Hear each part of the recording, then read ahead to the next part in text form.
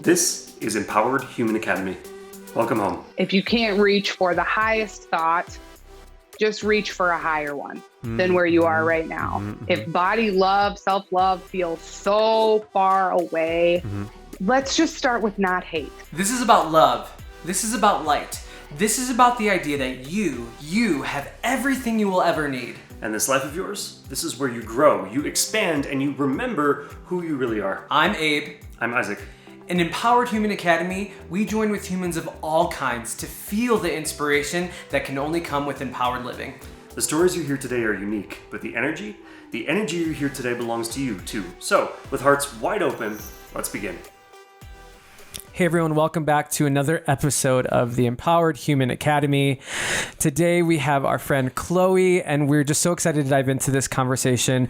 I've known Chloe, as you probably heard in the intro, for many years now, and we reconnected last year after a few years of just kind of doing our own thing, and I'm really excited to dive into, Chloe, your story and who you are, because you're super inspiring, and thank you so much for being here. Thank you. I'm honored. I'm excited. I can't wait to chat with you guys. Yeah, I've had the privilege of hearing you and Abe kick it on Instagram Live a couple of times, and the energy that you two have between each other is wonderful. So thank you for sharing that with the world. To kick it off here, we begin with questions of identity, not who you are to other people, not who you are when introducing yourself, not necessarily your work, but there might be overlap. Who are you when you come home to yourself, when you don't have to be anything for anyone, and it's just you in a comfortable space of yourself? What words of identity do you choose there in that zone? Yes, I love this question because for me, there is no way I could ever nail that down to one or two or maybe even three things. So for me, that word is multifaceted. Hell yeah. Like when I come home, you just don't really know what it's going to be. And I don't really always know either. And I think that for a while I was uncomfortable with that because it's like, but shouldn't I pick? Like, shouldn't I have to choose? And now I feel like I'm in such a good place of like, I stand in my multifacetedness every day. And maybe I want to put on loud music and twerk in the mirror. Maybe I want to read a book and take a bath. Like, you just don't really know what you're going to get. And I am just in a really good place with that. That's fantastic. I not to be presumptuous, I'm married to somebody who I feel like might also self-describe the way. So I'm curious to see how this dynamic plays out during the conversation. But tell me what tell me what it felt like to relax into that after being in a place where it sounds like you were less comfortable with it. Like, what did it feel like to give yourself permission to be that way? I think it was a combination of putting myself in and around other people who were going to lift me up in that rather than feel confused by that.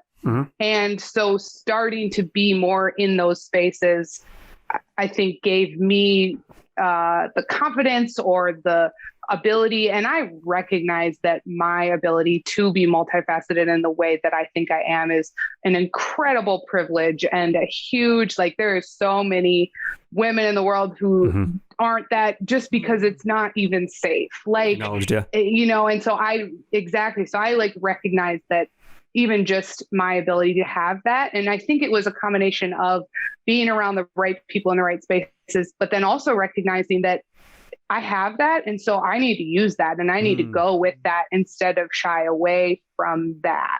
Yeah. And it's still a process. It's still like, sometimes I'm like, let me just try this. And if it doesn't work, then I'm not going to do it. But it's always a process. I just think that now it's more in front of mind. Like, this is part of your magic, is always being different and always changing and always growing. And so I have to use that because then it, of course, allows other people to have permission to be that around me. Yes. Does that feel, I don't want to say compulsory, but like is a natural output of you being your multifaceted self, encouraging others to be that way also then? Or what am I trying to say here? Does it feel like a service you are rendering to society, or does it feel like a natural function of you being you to lift up others around you as you go?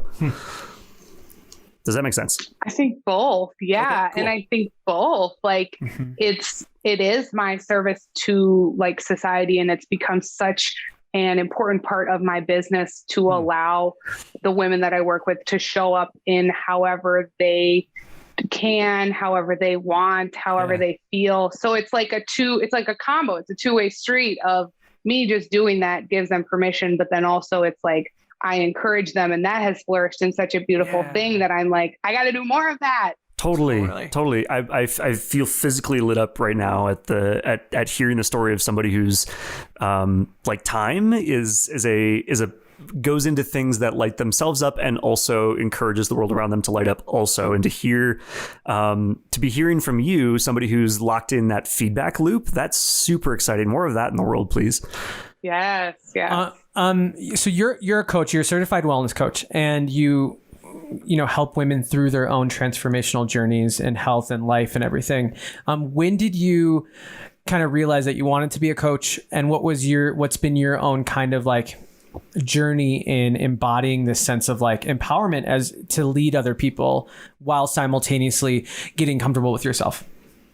Yeah, great question. So my background before I was in health and fitness, now I'm a certified health coach, certified personal trainer. Before that, my bachelor's degree is actually in social work. So also a very much so a helping profession, and really where I learned the basis of behavior change, of psychology, of those things that have so much to do with your health and fitness that many coaches maybe just don't necessarily know about. So my journey kind of as a coach really started in my journey as an empowerer. And that was really what I wanted to do, was just be in that helping profession. And something that I believe very deeply is we never know someone's ceiling to growth and to change. We can never define that for another person. And so starting with that as my like home, as my place that I'm always going to sort of go back to, then I got into health and fitness because that was so beautiful and so important to me.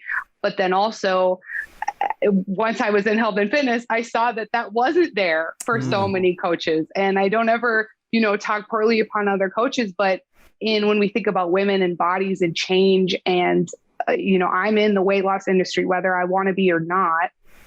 I'm in diet culture, whether I want to be or not. So it was like, I needed to kind of flip that, because when I first got into it, it was all about restriction and changing, and you're bad and you're not good enough and you're not doing enough.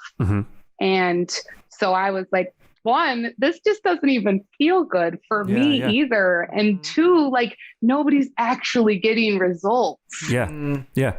I'm really, so a couple sentences ago, you used the phrase or used the expression behavior change. And now we're talking about how that people try to accomplish that using unsustainable methods, ways that you don't ultimately get anything out of. What does healthy behavior change mean, like from a coach's perspective? For me, healthy behavior change looks like very tiny, small, you don't even know it's happening steps. And things that can get folded into things that you're already doing. Okay. And then that's how all of a sudden you walk through doors and you don't even realize it. And all of a sudden you're hitting goals and you're like, wow, this doesn't feel like I'm always trying to fit into this mold. Like this is my wellness, and this is what it looks like for me in my life, in my household. And that, I think, is how you actually change behavior, instead of having somebody come in and be like, well, here's what I do. Why don't you try it? Can you give me a specific example? Like no personal information, but like, can you give an example of what that process looked like for someone that you worked with? Yeah. So, I mean, with a lot of things, I talk about food. And so like tiny habits, right? I didn't come up with this concept, but you're going to eat anyway. I know you're going to eat. So before every meal, drink a glass of water. Okay. You're already doing it. Yeah. I know you're drinking coffee every morning. While you're drinking it, while you're making it, can you drink a glass of water? Like it sounds so basic. And some people are like, when they start working with me, they're like, is this it? Like, is this all we're going to do? And I'm like, well, first just let's do it and then we can add more. But I want you to do these things first, because often I see women wanting to start at like letter XYZ when we need to start at ABC. So that's, I guess, a like very specific, basic example that sounds like duh, but it's one that I use quite often. You talked a little bit about not defining other people's ceilings, and I that resonated with me. So like, how do you in your own life or your client's life? Because I feel like as a coach, I mean, I'm always thinking about these as well, these kind of things as well. But for you, what does it look like to guide yourself or another person to even defining what their ceiling is, to like being able to shatter it, or identifying things that are so out of reach in some capacity? Based on our kind of history and what we've thought about ourselves, like how does that relationship work, and how do you guide people to a place of understanding their own ceilings and how to kind of identify what their ceiling is? I think a lot of listening and a lot of really just asking the questions. I always say I'm not necessarily here to tell you the answers. I'm just here to ask you the questions. And then by guiding people in that way, then they're like, wow, well, what I thought was my capacity to grow and change turns out that's just my baseline. And what a beautiful thing that is when you can get people there. So really what that looks like is when I first start to work with people, I like to start with some small wins, some quick wins. Let's get some results. And then, of course, as you guys know, that's where motivation comes from. That's where excitement comes from, is when you are able to like look back at your calendar and be like, I did this. I put this on my calendar and I showed up for myself. Often just allowing people to start to trust that they can show up. And be there for themselves and keep a promise that they made for themselves in signing up to work with me, in creating some very general goals around body, around food, stuff like that. Totally. This is a question that I've asked on other episodes, and I'm very curious about how different people think about it. What does a goal mean to you, or what is your relationship to the concept of a goal? I think I have an ever-changing relationship to that concept. Beautiful. Bring it. Because I think that goals are necessary, but also, there's two types of people. There's outcome-driven people and process-driven people. Okay. And that's one thing I like to sort of get to know about my clients is, what are you? Because if you are outcome driven, you don't really care as much about the process. And so I'm not going to spend my time focusing on that, and vice versa. So personally, I'm process driven. Like, I love to learn and grow and change in that way. And I get lit up by refining it, making that better. And then the outcome, if it happens, it's like, cool. Oh, great. Okay. On to the next one. I feel that. Totally. Yeah. So I think it's a very fine balance of having that awareness of yourself, because I don't want to just like throw goals upon goals upon goals upon people, because then I think that can have you end up feeling like overwhelmed or feeling like not enoughness. Yeah. And disconnected too. If that's not their inherent driver of kind of their process, then they're not going to go after it. Yeah. And if they're not goal oriented and you're placing that upon them, then they're just going to be disconnected to the whole excitement kind of about what they're doing. It feels like there might be a parallel here between the you said for your clients, you're sometimes here to help them ask. You're here to ask questions rather than to give them answers. And that balance between having questions versus having answers feels like it might be related to being outcome versus process driven. Like, if you're process driven, maybe the questions are more interesting way to go. And if you're outcome driven, maybe you're seeking more about answers. I don't want to put words in your mouth. How do you think about the questions versus the answers for your clients? And do you ever have to like help them evolve their understanding of those concepts in the first place? Absolutely. And usually when I first start working with someone, I have a few more answers because of course that's what they're coming to me for. Right. Sure. And like, I know that I'm good at what I do, and I know that I can guide you to get to where you want to be. So first, it is usually me giving some answers, some more detailed guidance. And then once we have worked together, once you've maybe gotten to that like step one of where you want to be, then I start asking a few more questions. I'm asking questions along the whole way, but it just, does that answer it? Like it gets a little deeper. Sure. That totally makes sense. I'm pivoting a little bit. What has your relationship been to your own confidence, and especially maybe being a coach and being in the weight loss kind of, diet, you said diet culture, and I don't view you as that, but like you work in a space that is dominated by that. What has been your own confidence with your journey, with your body, with your mind, with your profession as a coach? Knowing that you are one helping people, but also I know that in our conversations, we put our own selves to a high standard and stuff like that. So what's been your journey in your own confidence, with your own confidence?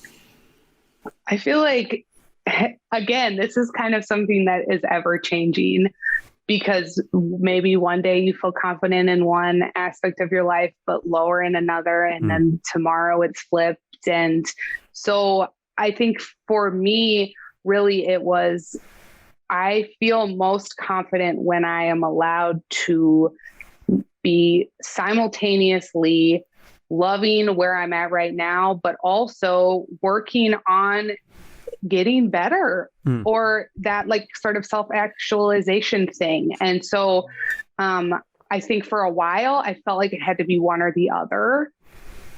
And again, it's really just what spaces I've been in throughout my life when I think about my own confidence. And as I have noticed that, and really where, of course, I've always had wonderful, incredible people in my life, but even just like day to day, the things that you consume. So I guess for me, that's when my confidence is the highest, is when I can do both of those things. So that's the space that I try to create, is like, it's okay if you come to me. I don't set my clients objectives or goals for them. So if you come to me and you say you want to lose weight, I will help you get there, but I'm never going to tell you that you should lose weight. Sure. And that's my biggest thing about, of course, I'm in diet culture like every day. We all are, and working in that, but knowing if you want to lose weight, I want to help you, because I know that if I don't help you, someone else is, and it might not be the best approach. It might not be healthy for you. It might not be sustainable. And like, so you're going to get that information. I want to really support you for it to come from a place of love and a place of sustainability, rather than from a place of, deprivation, from self-hate, from those things. So I don't know if that necessarily answered the question about my journey, but I guess kind of. Yeah. Totally. No, I get that. Do your clients ask you ever to set goals for them? Like, is it something you have to help them learn, like to figure out what they actually want? Or do people uniformly come through the door already having like a sense of self-direction and the kind of autodidactic path setting? Is that something they always have on lock? I think that when people first come to me, the overarching thing is I want to feel better. Okay, interesting. And so then it's me asking the questions of, what do you think that would look like for you? Yeah. Usually that then stems into, I want to lose weight because I think that will make me feel better. And while in many ways it probably will, depending on you and your body. But then we talk about things such as energy, relationships, such as relationship with food, eating. So that's usually where it starts. And then I also hear like all the time, I feel like I should be able to do this. I feel like I don't know why I can't get this, because I'm so great at everything else in my life. My career is awesome. Even most times, like my family is great. I did the things, I went to school, I got the degrees, but I just don't know why I can't get this. And this being my health, my fitness, my weight, my body, working out, nutrition, like I can't figure this out. Yeah. I'm struck by the leading question or the leading statement of, I just want to feel better. And a couple of years ago, I came across the idea in a book I read that said that everything we do is because we think that we'll feel better after we do it. Yes. And that was complicated as shit for me because I grew up having a mixed relationship with like, it's okay for me to prioritize feeling good. Tell me about tell me your thoughts on that whole thing. Yeah. I mean, I think everybody is terrified of actually feeling good, but then that's all they want. But then when you get close to maybe feeling like that, it's like guilt and it's fear of what other people are going to think. And then it's also kind of like reaching to the next thing and never being really content with where you are now.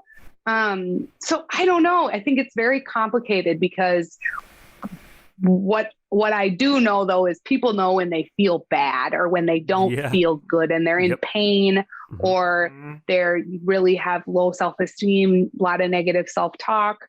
So, you know, something that I say too is if you can't reach for the highest thought, just reach for a higher one than where you are right now. If body love, self-love feels so far away, let's just start with not hate.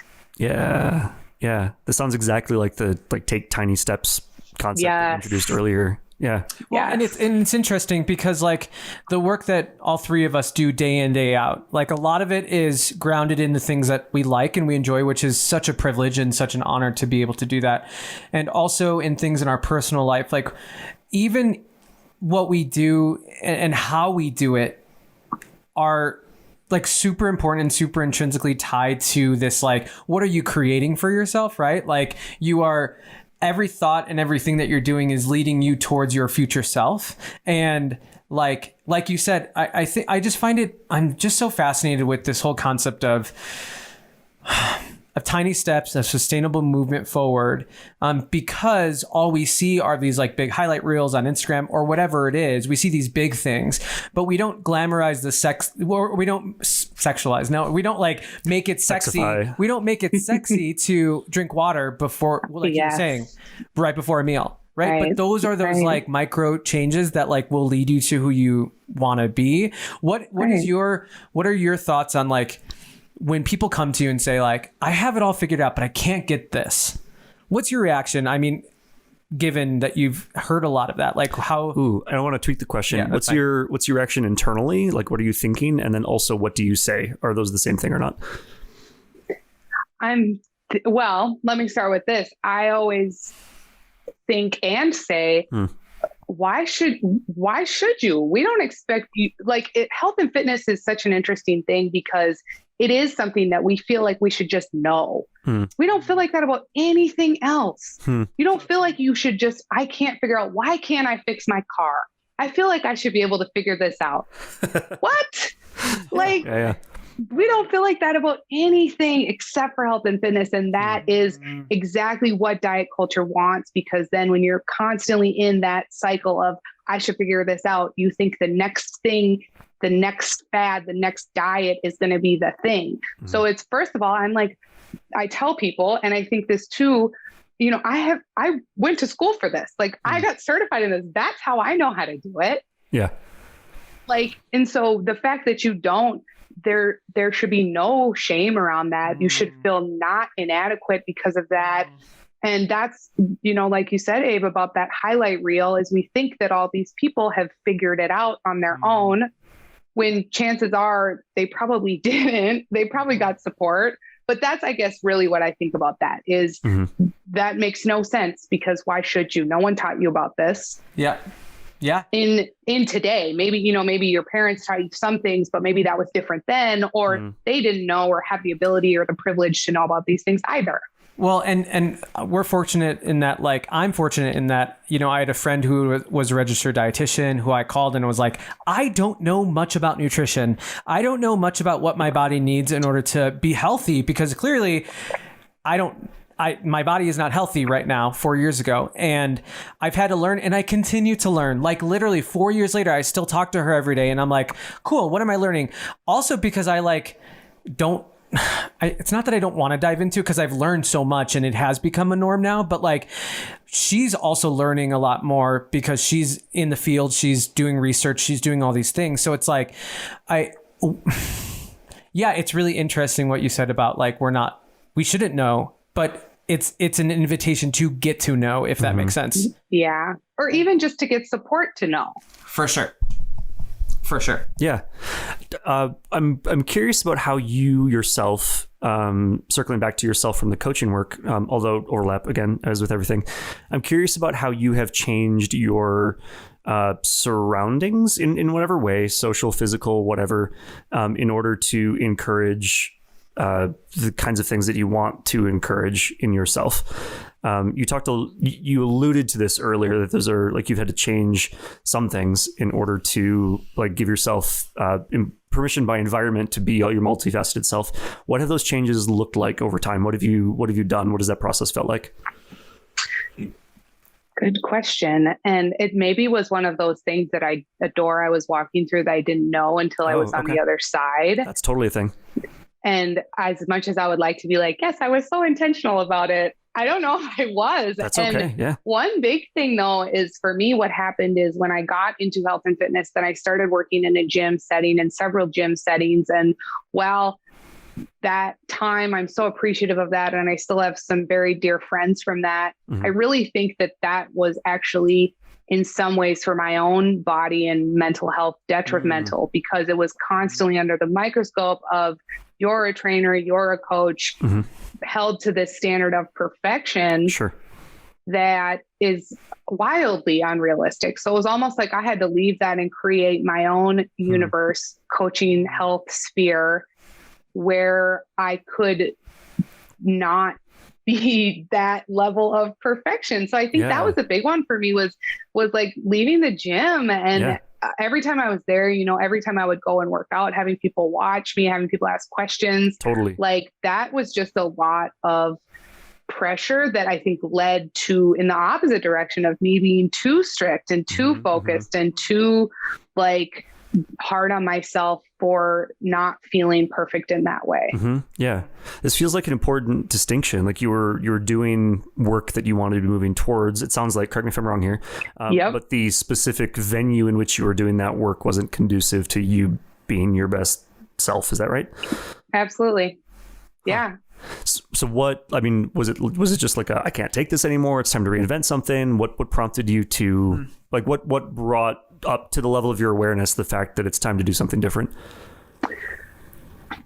Ooh, good question. So when I started my business, I was still working a full-time job and a part-time job. And then I started the business and worked all three of those alongside each other for almost 9 months before I finally quit my full-time job to do my business. So that was the very unglamorous side of what I did on nights and weekends. And I think so it was like something that I knew that I wanted to do, because I was just unfortunately seeing all these people, first of all, come to try to take care of themselves from a place of hate. And oh my gosh. Okay. Yeah. Keep going. And so that was part one. They're coming to this because they feel like they hate themselves. And then they're constantly comparing themselves to everybody that they're next to, everybody that's around. Yeah. And then trying to do that all alone, trying to do it on an island, but not because they wanted to, because they were too ashamed or scared to reach out for help. So then it's like they would come and I would see them and they would go hard for a month, and then I wouldn't see them again for 6 months, or they would quit altogether. And it was just like, there's gotta be a better way to do this. Like there has to be. And so then I was like, let me just try this and just like dip my toe. Let me launch this, see if I can get anybody. And then it just kind of grew and grew. And I was like, like, I don't necessarily know exactly what this is going to evolve into, but at least this space is getting like lasting change amongst people. Yeah. Why was it important to you to kind of change that narrative? I think it was important to me to change that narrative because, first of all, at the time, I needed that narrative to be changed. And so I don't even know if I knew that at the time, but it was like, I needed it to be changed. So let me just bring somebody along with me and like, see, I guess I've always been aware of whatever you feel like you're going through or feel like you struggle with, there's definitely somebody else out there that feels the same. And I kind of took that and clearly ran with it. Yeah. I've been playing lately with the idea of of treating my work as kind of a bet. Like I bet I can do this and something good will come out of it. I don't know necessarily specifically what it'll be, but I bet something like this can work if we follow it and see what happens next. Does it feel a little bit like that? I'm projecting here. No, absolutely. You're projecting very correctly.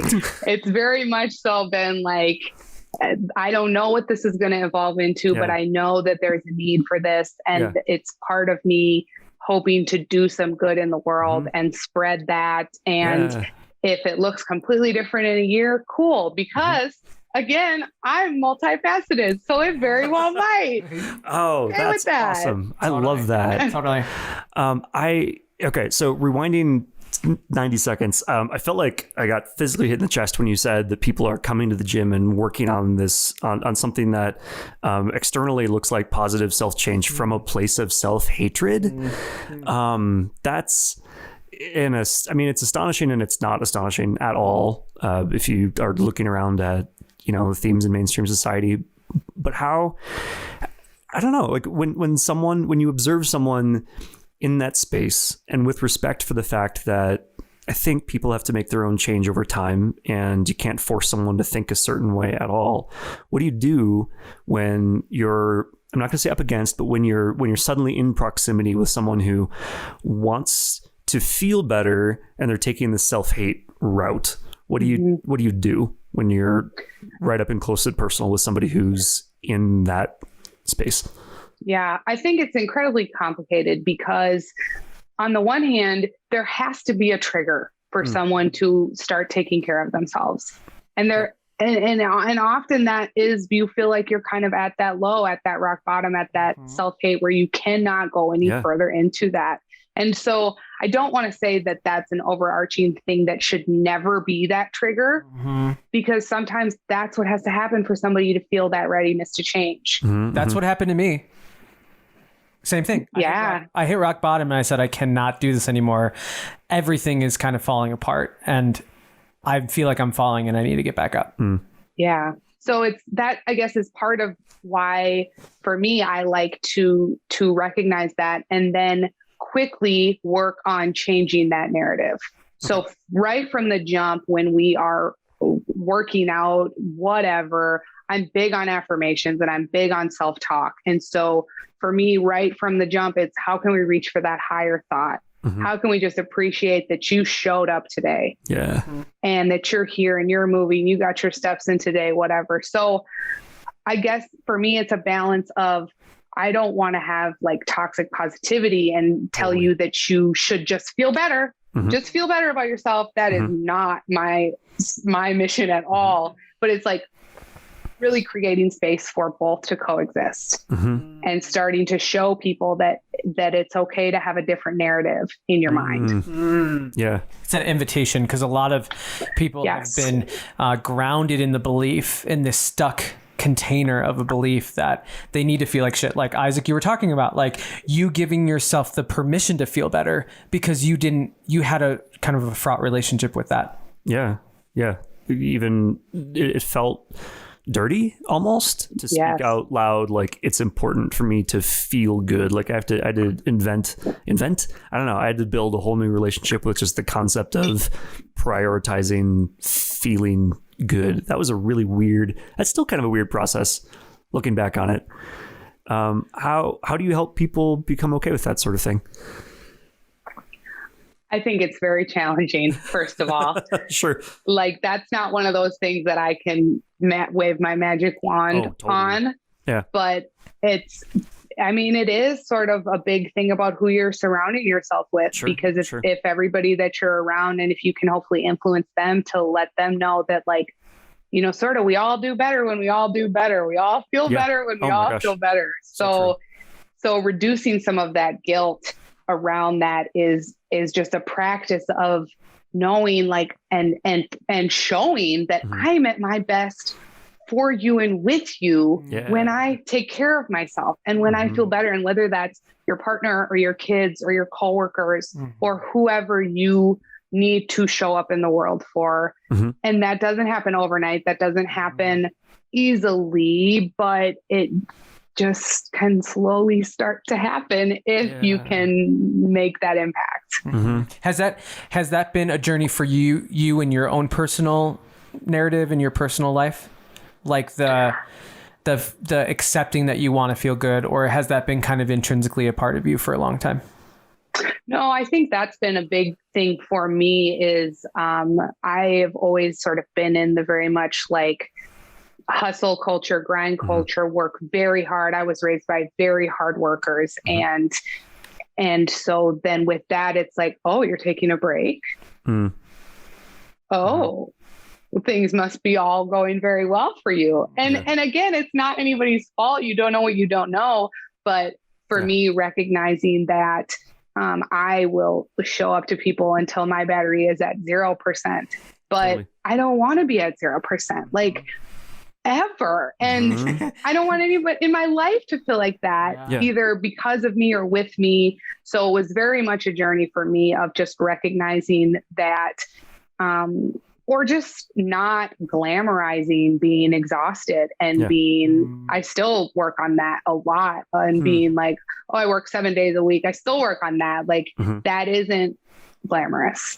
And maybe there's seasons where that is just what has to happen. But if that's a constant, then I think that some other things should be addressed. That makes sense. I'm reminded immediately of your self-description as multifaceted. Like some days you might feel or need to work a ton and some days not so much, and feeling out that balance as you go sounds important. Yep. And that's part of the reason too why I love, like, I'm the boss. So. Cheers. Oh my gosh, yes. Yeah. And so there's so much that's, not always easy, but then in some ways it can be a beautiful thing to ask yourself if today needs to be a day off. Absolutely. I'm curious about it sounds like you work primarily or only with women, is that right? Yes, women or just anybody who identifies as sure women identifying. Yeah, totally. Why is that? Why is that a part of your business? Well, okay. I'm laughing because if I'm being very brutally honest here, please. I started only working with women because in my experience, the men that I was working with in person or virtually either wouldn't listen to me or eventually wanted to date me. Wow. Okay. And I can see why one might steer away from that. Yeah. And so that was just like, I don't really like this. It was like, I don't like this anymore. And then it became also knowing that like a lot of my clients having that super safe space was just so comforting. And I was like, well, again, if I feel comforted by this, maybe somebody else does too. So that's my very brutally honest why. Thank you for the why. Backing out and looking at this abstractly, can we call this like, I don't know, like what's the theme here? Is it just like designing your work the way you want to work? Is it kind of what we've been talking about like tuning the people that you're hanging around so that you get to do the things that you care about? What's the, like, if we're gonna put a label on this chapter of the book of You Evolving Your Business, what's the label on this chapter? I think it is standing in my magic. Ooh. Oh, can we talk for another hour about that, please? Gladly. Yeah, I think it's just standing in my magic and being like, in certain parts of how I coach, I'm really good at that. And I don't need to act like I'm not good at that. And then there's other parts where like I want support with, so I get help with, I ask questions about. And so it's like being okay with like, this is what I do best. And so I'm going to do this 150%. Oh my gosh. Yeah. For people who are listening and not watching, my eyebrows shot up and they haven't gone down yet when she said standing in my magic. That's compelling as hell. Tell me how you've done that in other parts of your life, if you don't mind. I'm so curious. Yeah. I mean, I don't know. I feel like for me, it just comes down to like, I can connect with anybody. I can find reasons why anybody is just incredible and recognize their magic and be like, yes, do that. So even with my clients, like if they love certain things, then we do that. If they, if they thrive in certain types of workouts, then we do that. And so it's really just like, for me, for my life, I think it's just hopefully bringing out the best in people by allowing them to be all sides of themselves. Totally. I love that. I'm reminded of I don't know, something that like we had to get over a little bit. Like it's okay to optimize for the thing that you're made for, and you don't have to be good at everything. You don't have to like be at least average on all the things that a person might need to do. It's okay to aim for the thing that lights you up specifically. Do you, what are your thoughts on that sort of thing? Is that the same? Is that different? I think it's very the same. And the first thing that comes to my mind is that's why I love that my clients outsource their health and their fitness to me. Oh, cool. Because it's like what we talked about. It's maybe not the thing that lights them up, but they know that they feel better. And so like programming workouts and researching that isn't their thing. So then they outsource it. So it's like, right. And so it's like, that's my magic. So I guess, does that answer it? It's just why it's so important to get support, because you can't do it all by yourself. Yeah. No one can. A woman comes up to you, say someone, or a client or whoever it is, and they say, Chloe, I really don't like myself right now. And I want to get better. You talked a bit about affirmations, but has there been a moment in your career where it was just like, wow, this is a really moving moment because a light bulb went out, like aha moments of a client. Light bulb went on. Oh, possibly. Sorry. Yeah. went on. Yes. A light bulb went on in their brain and they're like, wow, no, I am amazing, or I am beautiful. Like, or were there moments that you thought that for yourself, either for yourself or a client experience? And can you kind of walk us through that moment? Ooh, that's so good. I feel like for me personally, and I do journaling every morning, I do affirmations every morning. And one that really was kind of like a turning point was, I remember writing, I am is usually the beginning of a lot of them. But when I wrote, I am proud of myself, was just like such a shift from external validation to internal. Like, I don't really care what anyone thinks or if they're proud of me, because I'm proud of me. And that was deeper than business. That was in my relationships and in things that I was doing, changes I was making, because it was like, I'm proud of me for going through that, for having hard conversations, for setting boundaries, for whatever. But that shift for me was very profound. And then I think for clients, it's one of the affirmations that I think is a big turning point is just the one, like, I like myself. It's not, I love myself. It's really just, I like me today. Yeah. I'm sitting with that because that's for so long, like, we are oftentimes our own worst enemy internally. And sometimes we've been fed these lies of, you're not enough, or, you're not cool enough, you're not X enough, whatever it is. And to have clients and, you say you're proud of yourself. And even I'm thinking about moments that we are just like kind of basking in our own goodness and our own self-appreciation. Yeah. It's just, that's the type of time I want to spend. Like, I don't want to spend time fucking, beating myself up anymore, cause it's just, it's not worth it, after you can feel the beauty and the kind of power that comes with, like, wow, I like myself today. Like you said, it doesn't need to be love. Like, and just today, it doesn't even have to be like, I'm holding myself to this forever. It's literally today. So if you're listening, try saying that to yourself, or try meditating on that, just finding things that you like about yourself and just seeing how that feels, instead of this constant, what might be an internal battle of, criticizing yourself all the time, or making yourself, feel bad if you didn't accomplish something. Just breathe and allow yourself to just enjoy yourself right now. Thanks for that, Chloe. A truism that I am curious about, I'm curious about your thoughts about it. How you do one thing is how you do everything.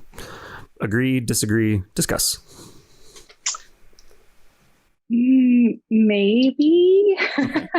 I feel like, yeah. I mean, yeah. I think that initially I didn't want to say yes because it felt constricting. Oh, totally. Like, well, who's going to hold me to that? Like, what if I don't want to do that? Like, I do that.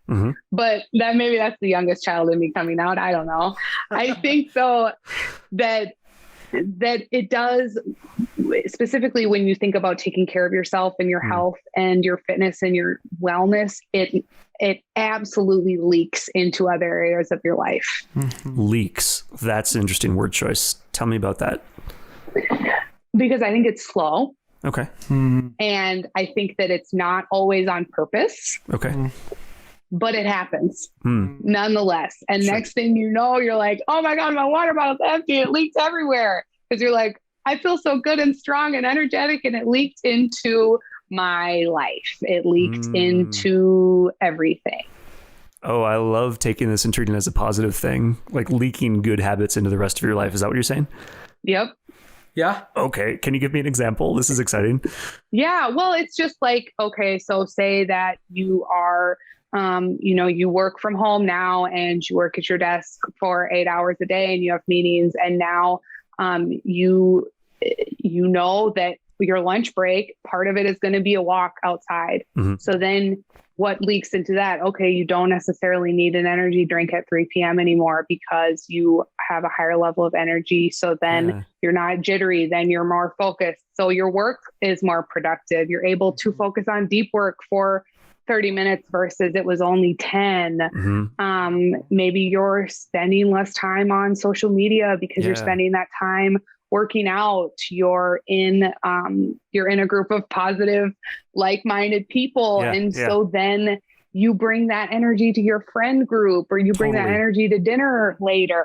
And I think those are just like very top of mind examples. Yeah. No, that's incredible. I am enthralled by this concept of having like accidental side effects that are positive, by the way. Like it's not pollution. You're not accidentally dragging yourself down. I feel like the I don't know, for me anyway, the language of like accidental side effects, which is something that I added here, but to use the language of leaking, like my mind immediately snaps to a negative place, like a drug commercial. These are the side effects. Sure. Or like this is sort of a related metaphor, but like death by 1,000 paper cuts, like the things that happen accidentally, I feel like I automatically think of them as being negative, but I don't know, in the same way that we talk about habit building and making sure that our automatic subconscious processes are serving us, this feels really important to me. And it goes back down to the process that you're talking about. Like if you're very process oriented, then the process will then get better or worse. And like Nate, a couple episodes, he was talking about if you are on autopilot, right? Make sure that you are intentional about the autopilot that you're setting for yourself. Ooh, right? Yeah. Because then you could be at 39,000 feet not knowing where the hell you're going, or you can know exactly where you're going, and it's easier that way. That's what I think of, because then you're going to be able to then read a book while you're flying the plane kind of thing. You know, that's a positive side effect versus like, oh my God, where are we going? I don't know. We like talking in metaphors, but yeah, I got a couple airplane metaphors, so keep them coming. I love it. Fantastic. Okay. Wow. That's really exciting. Positive leaking. That's a terrible book title, but let's write a book about it. Don't title this episode that, okay? I'm Positive leaking. Right okay, now. Cool. We'll find a different title. Okay. Backing up, because this is something that I wanted to ask at the very beginning of the episode. You are a deeply multifaceted person. Tell me about 2 or more facets of yourself that I would be surprised to find in the same person. Surprised and delighted. Oh my God. Well, I don't know if anybody is surprised the things that I bring to the table. Let me retract that part of the question, because asking you to describe yourself in a way that makes me react a certain way is very self-serving, and I take that back. So tell me about 2 facets of yourself that delight you. 2 facets of myself that delight me. I love to try new recipes. And I know that's very in line with me, but it's not recipes like zucchini noodles. It's recipes like cake. Cool.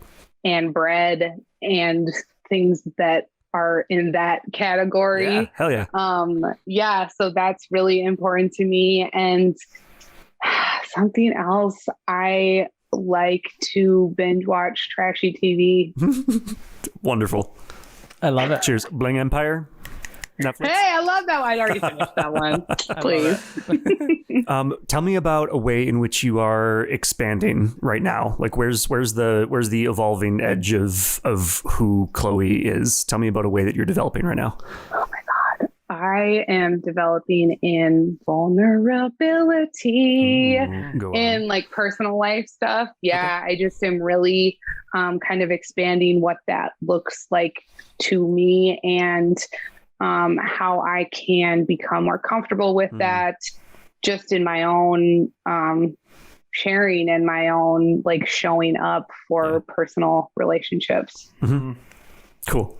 I didn't intend for this to for us to segue into a bit where we ask you a bunch of sort of unrelated questions in a row, but the timing is good. So let's launch into these two questions here. This is how we close these conversations.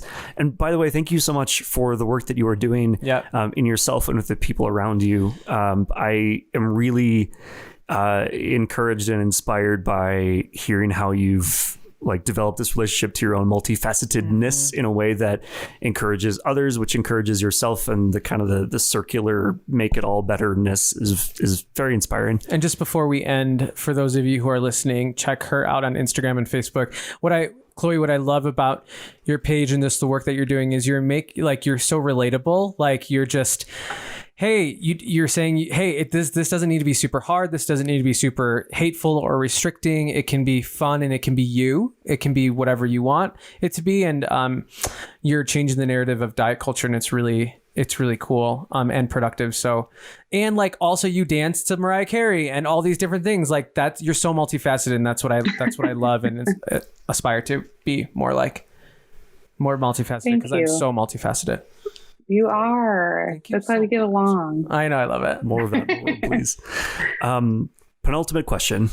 Tell me what an empowered Chloe feels like and looks like. I think an empowered Chloe feels strong in her voice. She feels no guilt about standing in her magic. And she also trusts that the best is yet to come. Final question. What do you know for sure? I know for sure that nothing is for sure. Ooh. And later is a lie. And you deserve to feel good right now. There are no promises. Nothing's for sure. So let's do it. Whatever it is, we got to do it. Yeah. Awesome. Thank you so much for sharing this with us and with everyone that you are around, and for bringing yourself to a place where you know these things in the first place. I'm really excited that you are in the world. Thank you. Thank you so much for being with us today, Chloe. Y'all go check Chloe out online. All you women out there who want an amazing coach, go check out Chloe. And yeah, Chloe, we love your magic, and thank you for sharing it, and thank you for inspiring everyone to own and live in their magic. It's been an honor. Yes. All those things right back at you guys. You know, I love you. Love you, sir. Bye. This podcast is the work of Lightward, our company, named for that toward the light direction which informs every single thing that we do, including money, which means, like everything else, the way we earn revenue is not based on industry norms. It's based on what feels deeply right and aligned by passing through the door that feels like it has more behind it, not less. And the way we keep this podcast going is all Lightward. It's pay what feels good. It's an exchange of value between you and us. We're keeping conventional podcast advertising totally out of this. And here's how Pay What Feels Good works. We give you this episode because it feels good to do so. And you consider, honestly, what number of dollars this episode is genuinely worth to you. I do not care if that's $3, $1,000, or literally $0 and a heart emoji, as long as that trade genuinely makes your day better. And the energy there is the entire point. That is what we're building our business on. No advertisers, no selling your attention, just you and us, trading value in a way that builds us both up. So whatever the number, when you're done listening, head to empoweredhumanacademy.com and hit the Pay What Feels Good button.